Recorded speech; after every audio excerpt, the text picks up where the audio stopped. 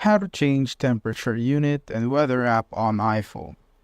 So first, just go to your settings. But let's check first what are the temperature unit you are using. So I have currently Celsius right here, and it's set currently to Celsius.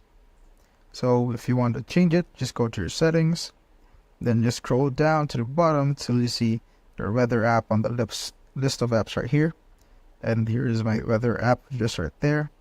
As you can see right here, you'll be prompted, or you can now pick from these options. You can go to user system setting, or you could pick from Fahrenheit or Celsius. So if you want to set it to Fahrenheit, just tap on Fahrenheit right there. And when we go back to our weather app, as you can see, it will now be automatically set to Fahrenheit. So you could also use system setting, which will automatically be set to Celsius.